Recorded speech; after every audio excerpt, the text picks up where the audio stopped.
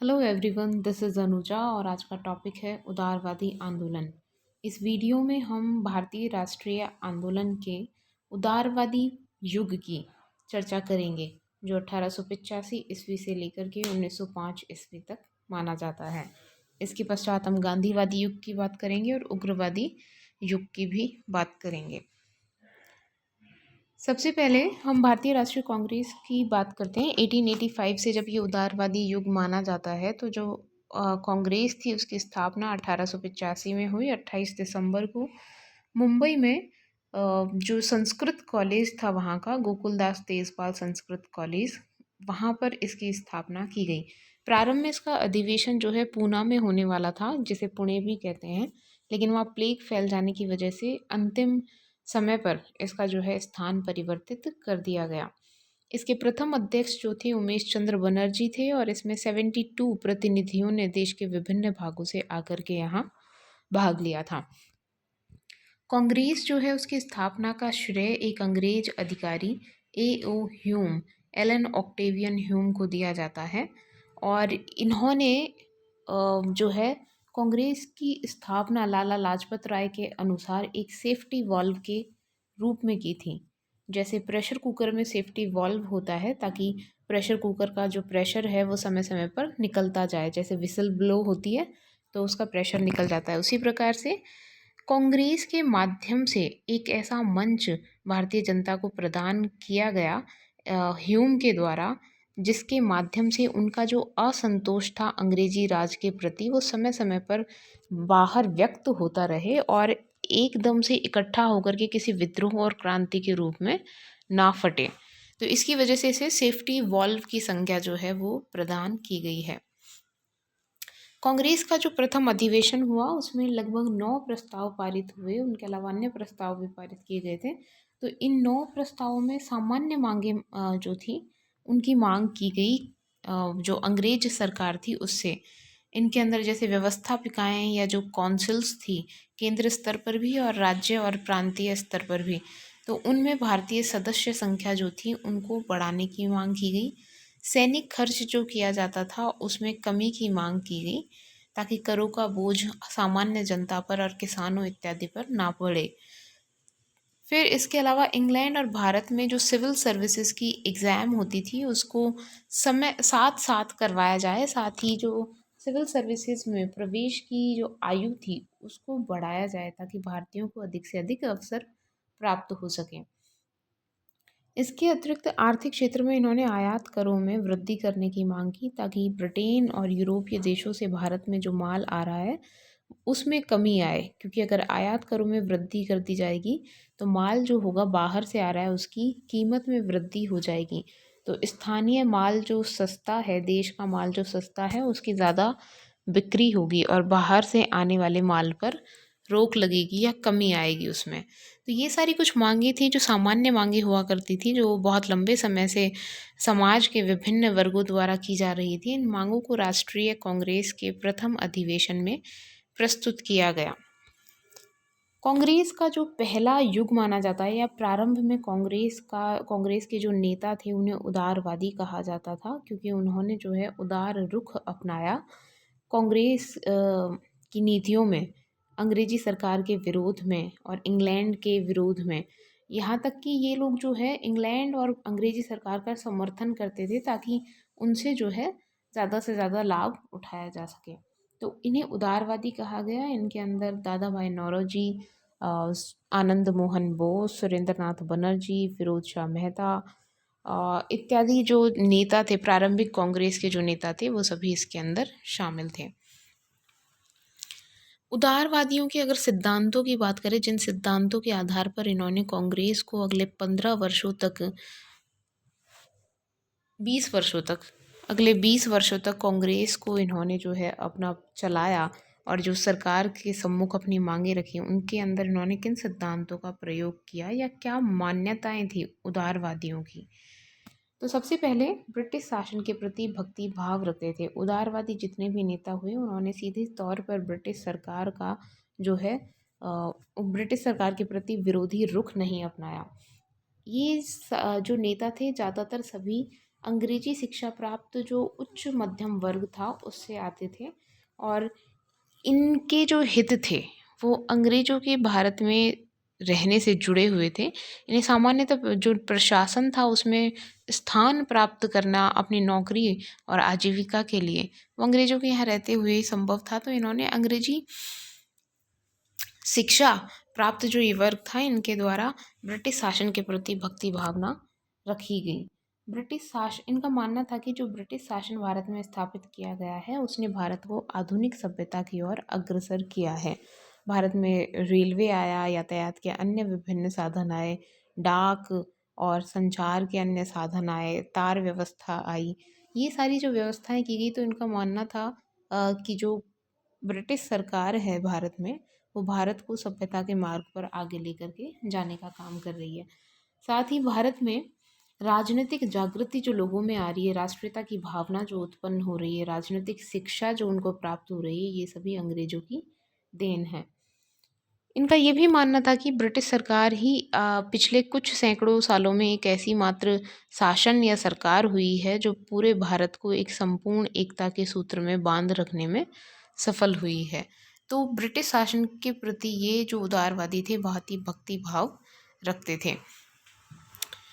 दूसरा, ब्रिटिश सरकार की न्यायप्रियता में विश्वास। इनका मानना था कि जो जैसे इन्होंने अंग्रेजी पाश्चात्य साहित्य पढ़ा, पाश्चात्य साहित्य में जहाँ स्वतंत्रता, समानता, बंधुत्व, लोकतंत्र, उदारवाद और तर्कवाद इत्यादि की जो बातें कही गई हैं, तो इनका ये विश्वास था कि जो अंग्रेज हैं बाय नेचर वो लोग जो हैं न्यायप्रियता में विश्वास रखने वाले लोग हैं।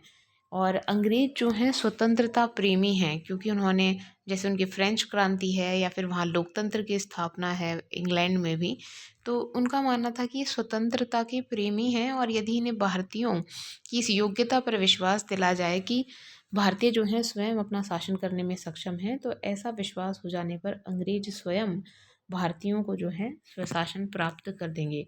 तो इतना विश्वास भी इनके द्वारा किया गया, और इसीलिए इन्होंने शुरू में पूर्ण स्वाधीनता की मांग नहीं करी उदारवादियों ने, बल्कि 1905 में जाकर के भी इन्होंने स्वशासन की मांग की। स्वराज्य की 1906 में जो अधिवेशन हुआ था दादा भाई नौरोजी की अध्यक्षता में, उसमें स्वशासन की मांग की गई थी, स्वराज की मांग की गई थी, पूर्ण स्वाधीनता की नहीं।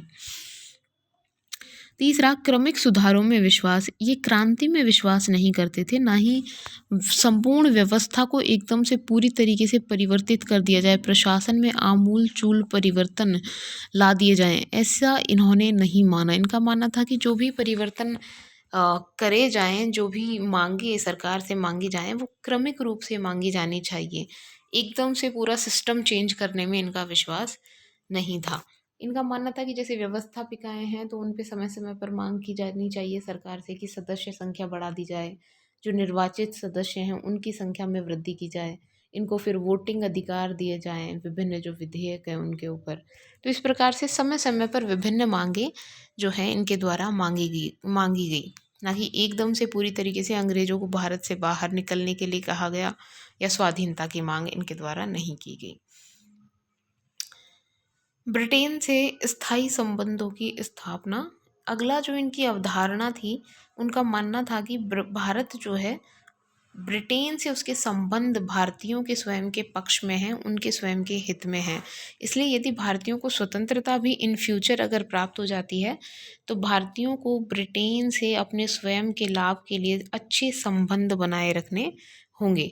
और इसी वजह से इन्होंने अंग्रेज़ों के प्रति काफ़ी उदार रुख अपनाया, क्योंकि इनका मानना था कि अंग्रेज़ों के सहयोग से जो है भारतीयों को बहुत अधिक लाभ होगा। ब्रिटेन और भारत के आर्थिक हितों, व्यापारिक हितों या अन्य किसी भी प्रकार के हितों में इन्होंने कोई विरोधाभास नहीं माना। इनका मानना था कि भारत से धन निष्कासन हो रहा है, लेकिन फिर भी भारतीय और ब्रिटेन के जो आर्थिक हित हैं वो एक दूसरे से बिल्कुल भिन्न नहीं हैं, एक दूसरे से कंट्रास्ट में नहीं है। इन्होंने तो यहाँ तक भी माना कि जो स्वदेशी आंदोलन हुआ है, सुरेंद्र नाथ बनर्जी ने कहा है ये कि स्वदेशी जो आंदोलन हुआ था 1905-06 में, जिसमें विदेशी वस्तु जो थी उनका बहिष्कार किया गया, स्वदेशी वस्तु जो थी उनको उनके यूज़ को, उनके उपयोग को बढ़ाने की बात कही गई तो इनका मानना था कि ये स्वदेश प्रेम की भावना पर आधारित था, न कि विदेशियों के प्रति घृणा की भावना पर। इनका ये भी मानना था कि ब्रिटिश शासन के भारत में होने की वजह से यहाँ यातायात के विभिन्न साधनों, न्याय प्रणाली, स्थानीय स्वशासन और अंग्रेजी शिक्षा इत्यादि अन्य अनेक लाभ जो हैं भारत को प्राप्त हुए हैं। तो आने वाले समय में भी भारत का ब्रिटेन के साथ अच्छे संबंध बनाए रखना भारतीयों के हित में है। इसके अतिरिक्त इन्होंने ब्रिटिश साम्राज्य के अंतर्गत स्वशासन की मांग की। पूर्ण स्वतंत्रता की मांग इनके द्वारा नहीं की गई। उदारवादी युग में आगे चल कर के कांग्रेस ने मांग की पूर्ण स्वाधीनता की, लेकिन अभी जो है उदारवादी युग में नहीं की गई। इन्होंने ब्रिटिश साम्राज्य के अंतर्गत ही थोड़ी ऑटोनॉमी, स्वायत्तता प्रदान करने की मांग की, यानी प्रतिनिधि संस्थाएं बना दी जाए, उन संस्थाओं में भारतीयों को प्रतिनिधित्व प्रदान किया जाए ताकि भारतीय जो है स्वयं अपना शासन करने में योग्य हो सके। तो ऐसी मांगे जो हैं वो इनके द्वारा की गई।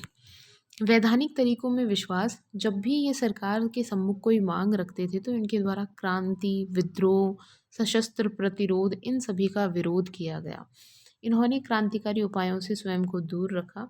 इनका विश्वास जो था कानून में था और कानून में होने की वजह से इन्होंने वैधानिक रास्ता जो है अपनी मांगों को मनवाने के लिए अपनाया। इन्होंने प्रार्थना पत्र लिखे अंग्रेजी सरकार को, ना सिर्फ भारत में बल्कि इंग्लैंड में भी। इसके अतिरिक्त याचिकाएं दी, समय समय पर स्मरण पत्र प्रदान किए और अपने प्रतिनिधि मंडल या शिष्टमंडल जो होते हैं वो भी इन्होंने सरकार के सम्मुख भेजे ताकि वो लोग जो हैं सरकार को भारतीयों की समस्याओं से और इनकी मांगों से जो है परिचित करवाए, ताकि सरकार इनकी मांगों पर ध्यान दे सके और मान सके।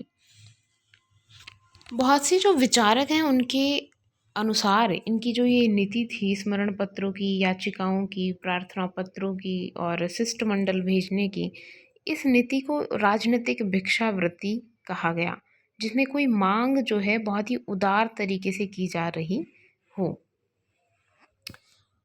उदारवादी जो हैं उनकी जो प्रमुख मांगे थी जो उनके द्वारा इस काल में प्रस्तुत की गई इन 20 वर्षों के अंदर, उनमें से जो प्रमुख थी, सबसे पहली जो व्यवस्थापिकाएं थी यानी केंद्र और प्रांतीय स्तर पर जो विधान मंडल थे, विधान परिषदें थी, उनके अंदर इनका मानना था कि संपूर्ण संख्या जो है उनकी वो बढ़ाई जाए, टोटल नंबर ऑफ सीट्स बढ़ाए जाएं। दूसरा, इनमें भारतीयों को जो प्रतिनिधित्व प्राप्त है या गैर सरकारी सदस्यों को जो प्रतिनिधित्व प्राप्त है उसमें भी वृद्धि की जानी चाहिए।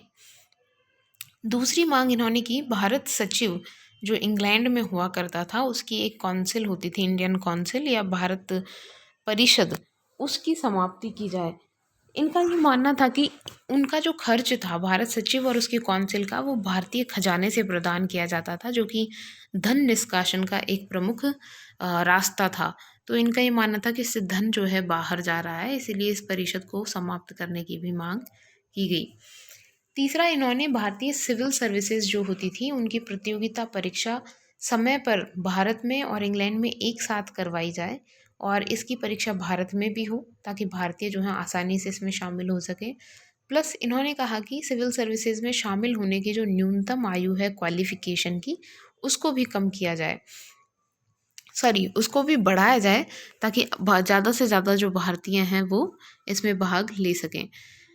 इन्होंने फिर कहा कि जो सैनिक खर्च है और युद्धों का खर्च जो कि अंग्रेजी सरकार अन्य मध्य एशिया और यूरोप और अन्य प्रदेशों में कर रही है, वहाँ भी भारतीय सैनिक भेजे जाते थे और सैनिक खर्च जो होता था युद्धों का वो भी भारत पर डाला जाता था। तो इन्होंने मांग की कि ये सैनिक खर्च जो है वो भारत पर ना डाला जाए। धन निष्कासन को रोका जाए। धन निष्कासन के विभिन्न तरीकों की चर्चा हमने ऑलरेडी एक वीडियो में की है, तो उन सभी तरीकों पर जो है रोक लगाई जाए ताकि भारत का धन एक तरफा बाहर ना जाए और उसके, क्योंकि धन निष्कासन में होता क्या है, भारत का धन तो बाहर जा रहा होता है लेकिन उसके बदले में भारत को कोई लाभ जो है वो प्राप्त नहीं हो रहा। इसके अतिरिक्त इन्होंने किसानों पर जो है भू राजस्व का जो बोझ बढ़ा हुआ था उसको कम करने की मांग की। उन्होंने भू राजस्व की जो दर थी उसमें कमी की मांग की। नमक कर जो लगाया जाता था क्योंकि ये सामान्य जनता की ज़रूरत था, तो उन्होंने इस कर में भी कमी की मांग की। भारत में जो कुटीर उद्योग हैं, उनके प्रोत्साहन के लिए सरकार के द्वारा नीति अपनाई जानी चाहिए। साथ ही औद्योगिक शिक्षा और तकनीकी शिक्षा जो है, वोकेशनल ट्रेनिंग, व्यावसायिक जो शिक्षा थे, उसकी सुविधाएँ भी ज़्यादा से ज़्यादा उपलब्ध करवाई जाएँ, ताकि लोगों को रोज़गार जो है वो प्रदान किया जा सके। इसके अतिरिक्त इन्होंने उदारवादियों ने प्रेस की स्वतंत्रता पर भी बहुत अधिक बल दिया और अंग्रेजी सरकार से प्रेस की स्वतंत्रता की भी माँग इन्होंने रखी। अब उदारवादियों की जो कार्यविधि है, उसके बारे में अगर बात करें तो हम ऑलरेडी कह चुके हैं कि इनके द्वारा क्रांतिकारी उपाय जो हैं वो नहीं अपनाए गए। इनके द्वारा पूरी तरीके से कानून पर आधारित मार्ग जो है उसको अपनाया गया अपनी मांगों को अंग्रेजों के सम्मुख, अंग्रेजी सरकार के सम्मुख रखने के लिए। इनके द्वारा प्रति वर्ष जो है एक अधिवेशन किया जाता था भारतीय राष्ट्रीय कांग्रेस का। इसमें जो सरकार के सम्मुख मांगे रखी जानी होती थी वो पारित की जाती थी सर्वसम्मति से, और वो पारित करने के पश्चात सामान्य जनता तक भाई ये मांगे जो हैं इस प्रकार कांग्रेस अधिवेशन में रखी गई हैं, उनको समाचार पत्र इत्यादि के माध्यम से जनता को उनसे परिचित करवाया जाता था, ताकि लोगों में जो है राजनीतिक शिक्षा और राजनीतिक चेतना और जागृति बढ़े। इसके भी प्रयास इनके द्वारा किया जाता था। इसके बाद में सरकार जो थी उसको याचिकाएं, स्मरण पत्र, प्रार्थना पत्र इत्यादि जो हैं वो प्रस्तुत किए जाते थे। भारत में भी सरकार जो थी उसको अंग्रेजी सरकार के सम्मुख शिष्टमंडल या प्रतिनिधि मंडल जो है वो भेजे जाते थे अपनी मांगों को लेकर के। साथ ही इंग्लैंड में भी समय समय पर भारत से शिष्टमंडल या प्रतिनिधि मंडल जो है वो भेजे गए, ताकि इंग्लैंड की जो सरकार है उसको भी भारतीय मांगों से परिचित करवाया जा सके। क्योंकि जो फाइनल अथॉरिटी थी वो तो ब्रिटिश जो क्राउन था, ताज था, उसके पास ही थी। तो उनका मानना था कि इंग्लैंड में भी एक ऐसा आधार, जनाधार भारत की स्वतंत्रता या भारतीयों को अधिक से अधिक जो रियायतें हैं उनको प्राप्त करने के लिए तैयार किया जाना चाहिए। इसी क्रम में उदारवादियों के द्वारा अनेक संस्थाओं की स्थापना न सिर्फ भारत में की गई बल्कि इंग्लैंड में और लंदन में भी की गई। लंदन में इंडिया हाउस बाद में बहुत अधिक फेमस हुआ था। श्याम जी वर्मा के नेतृत्व में उसका काम चला था। और इंग्लैंड में 1887 में दादा भाई नौरोजी जो थे उन्होंने भारतीय सुधार समिति की स्थापना की। इंग्लैंड में जो ये संस्थाएं उदारवादियों के द्वारा स्थापित की गई, इनके पीछे इनकी मान्यता ये रही कि इनका ये मानना था कि इंग्लैंड में जो किए गए वैधानिक प्रयत्न हैं, यानी इंग्लैंड की सरकार को अगर अपनी समस्याओं से परिचित करवा जाए, वहाँ की जनता में भारतीयों के प्रति सहानुभूति पैदा की जाए, तो वहाँ के जो नेता हैं, सरकार है वहाँ की, उस पर ज़्यादा दबाव डाला जा सकेगा और भारतीयों को अधिक से अधिक रियायतें प्राप्त होंगी। क्योंकि वहाँ की सरकार फिर भारत की जो अंग्रेज सरकार है उस पर अपना जो है आदेश देगी या उन पर दबाव डाल करके, और भारतीयों को सुविधाएं जो हैं वो प्राप्त हो सकेंगी। अब अगर उदारवादियों की नीतियों का मूल्यांकन करें तो उनका क्या योगदान रहा और दूसरा किस आधार पर उनकी आलोचना की जाती है, तो सबसे पहले योगदान की बात करते हैं।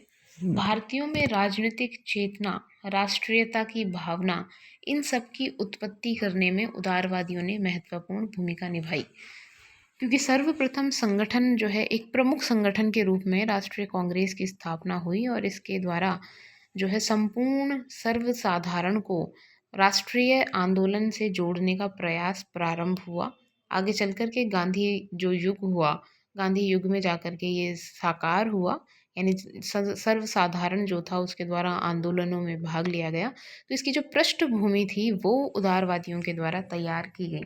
इनका एक महत्वपूर्ण योगदान ये रहा कि कांग्रेस अभी जो थी बहुत नई संस्था थी और अभी इसके पैर जो हैं या इसकी पैठ जो है वो जनता में जमी नहीं थी, यानी जनता इससे बहुत अधिक करीब नहीं थी या संबंधित नहीं थी। तो अभी इसको सरकार की नज़रों से या उसके दमन और शोषण से बचाए रखना था, और इसके लिए उदारवादियों के द्वारा उदार रवैया अपनाया गया अपनी मांगों को अंग्रेजी सरकार के सम्मुख रखने में। ये बहुत सही नीति थी उस टाइम के अकॉर्डिंग, क्योंकि अगर उनके द्वारा बहुत ही उग्र रूप से प्रतिरोध किया जाता, आक्रामक कार्यवाही करी जाती, तो संभव था कि इसके नव जीवन काल में, यानी इस कांग्रेस जो नई नई संस्था थी उसको आसानी से जो है अंग्रेजी सरकार के द्वारा दबाया जा सकता था। तो उदारवादियों का एक प्रमुख योगदान ये रहा कि इन्होंने सरकारी प्रशासन के दमन से कांग्रेस को बचाए रखा और जनता में उसकी पकड़ सुदृढ़ करने में महत्वपूर्ण योगदान दिया। भारतीयों में जो है संगठन की भावना को उत्पन्न किया। आगे चलकर बहुत से संगठन बने जो राष्ट्रीय आंदोलन से संबंधित थे, मजदूर आंदोलन, किसान आंदोलन से संबंधित थे। तो सर्वप्रथम राष्ट्रीय कांग्रेस के माध्यम से एक संगठन की महत्ता जो है वो इसके द्वारा स्पष्ट की गई। 1892 में जो भारत परिषद अधिनियम लाया गया व्यवस्थापिका से संबंधित था, जिसमें सदस्य संख्या में वृद्धि की गई, वोटिंग के पहली बार अधिकार दिए गए भारतीयों को। तो जो ये 1892 का भारत परिषद अधिनियम या इंडियन काउंसिल एक्ट था, उसको पारित करने में जो है पारित करवाने के पीछे उदारवादियों का बहुत योगदान रहा, क्योंकि अंग्रेज सरकार को भी लगा कि उदारवादियों की इतने समय से लंबे समय से जो मांगे की जा रही हैं तो उनको कुछ हद तक संतुष्ट करने के लिए ये अधिनियम लाया गया। अब जो है बहुत से लोगों द्वारा उदारवादियों की इस अनुनय विनय की जो नीति थी उसकी आलोचना करते हुए इसको राजनीतिक भिक्षावृत्ति भी कहा जाता है। इनका मानना था कि ये स्पाइनलेस थे और अंग्रेजी सरकार के सम्मुख अपनी बात को एकदम आक्रामक तरीके से नहीं कह सके, अपनी बातों को नहीं मनवा सके, क्योंकि इनके द्वारा जो मांगे की गई उनमें से ज़्यादातर मांगों को अंग्रेजी सरकार के द्वारा स्वीकार नहीं किया गया था। तो उदारवादियों का जो रवैया था उसका अंग्रेजी सरकार पर बहुत विशेष प्रभाव नहीं रहा, यानी सीधा जो योगदान था वो बहुत अधिक नहीं रहा इनका। और एक और आलोचना की जाती है कि उदारवादी जो नेता थे ज़्यादातर सब उच्च मध्यम वर्ग से आए थे, अंग्रेजी शिक्षा प्राप्त थे, तो सर्वसाधारण से जो है इनका बहुत अधिक संपर्क नहीं था और इसकी पैठ जो है इस समय तक सर्वसाधारण में बहुत ज़्यादा नहीं हो पाई थी। ये ज़्यादातर उच्च और मध्यम वर्ग की पार्टी ही बनी हुई थी। तो इसका जो जन आधार था कांग्रेस का वो भी अभी इस समय तक बहुत अधिक फैला हुआ नहीं था, बहुत विशाल नहीं था, इसीलिए इसकी बहुत बार आलोचना की जाती है। तीसरी चीज़, इंग्लैंड के प्रति जो सरकार, इंग्लैंड की सरकार थी या भारत में अंग्रेजी सरकार थी, उसके प्रति उदारवादियों ने जो एक उनकी न्यायप्रियता में बहुत अधिक विश्वास दर्शाया, उनके प्रति भक्ति भावना प्रस्तुत करी, तो उसकी भी बहुत अधिक आलोचना जो है वो विद्वानों के द्वारा समय समय पर की जाती रही है। जितनी भी आलोचना कर ली जाए, निष्कर्षतः ये कहा जा सकता है कि प्रारंभिक जो कांग्रेसी दौर था उसके अंदर उदारवादियों की जो नीतियां थीं उन्होंने भारतीय जनमानस में अंग्रेजों की जो शोषणकारी नीतियां थीं उनको स्पष्ट रूप से सामने रखा और संगठन की महत्ता को सामने रखा, राजनीतिक चेतना उत्पन्न की, राजनीतिक रूप से शिक्षित बनाने में बहुत अधिक योगदान दिया। तो अप्रत्यक्ष जो इनका योगदान रहा है वो बहुत ही अधिक महत्वपूर्ण है और इन्होंने ही जो नींव रखी थी उसी के आधार पर आगे चलकर गांधीवादी जो आंदोलन हुए और उनमें जो सफलता प्राप्त हुई उनके पीछे इनका भी बहुत अधिक योगदान माना जा सकता है।